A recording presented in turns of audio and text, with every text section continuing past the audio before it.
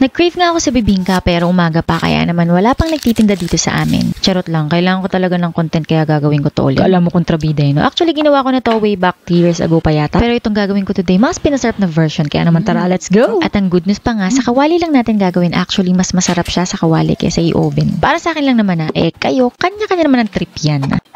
Pinakuha ko nga si Kelvin itong banana leaf sakto. Ang dami sa mga kapitbahay nyo kaya manghingi na rin kayo. I just got it according to the size of my pan.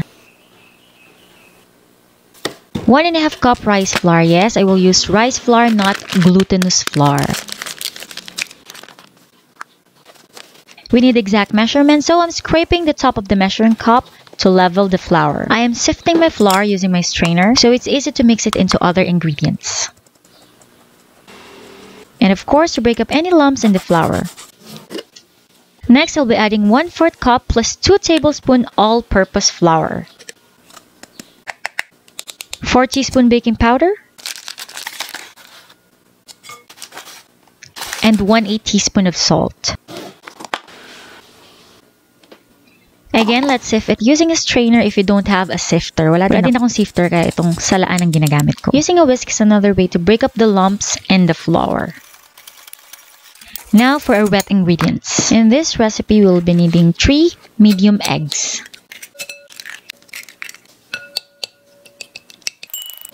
1 cup white sugar or more or less depending on your preference.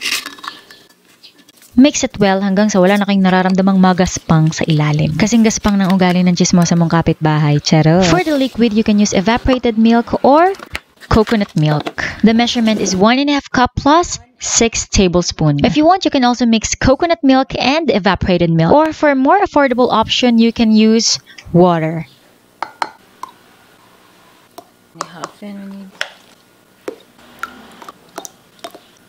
In fact, I use all of this 400 ml coconut milk, exactly the 1.5 cup and 6 tablespoons I needed. Next is the butter. Again, for a more affordable option, you can use margarine. We need 6 tablespoons butter. Here in the Philippines, a block of butter like this is equivalent to 2 sticks of butter or 1 cup or 16 tablespoons. Okay, it's up to you guys. How I got the 6 tablespoons from here. I know you can do it. I will melt it using the microwave. It can also be melted using a stove. Next, 2 teaspoons vanilla essence. If you don't have this, it's optional, guys. For the cheese, you can use your favorite type or brand.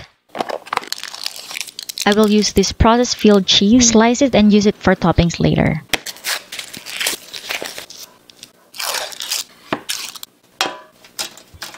I would also use quick melt cheese, grate it and mix with wet ingredients.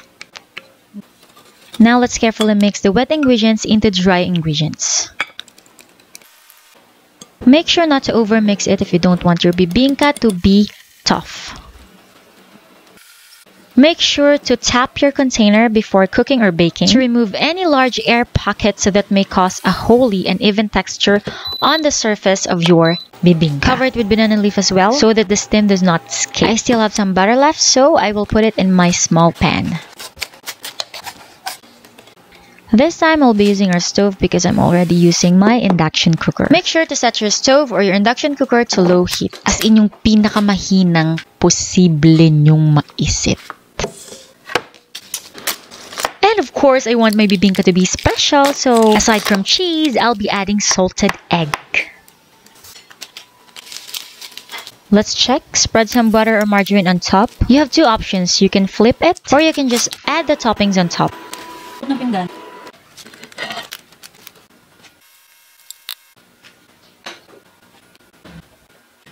Another toppings, you can add coconut sugar or muscovado sugar. If you have shredded coconut, you can also use that. Mix it with the muscovado sugar. But because I don't have those, I'll just use coconut sugar. Okay, it's time for this baby to shine. So let's do ASMR. Naubusan lang talaga ako ng English, kaya bahala na kayo dyan.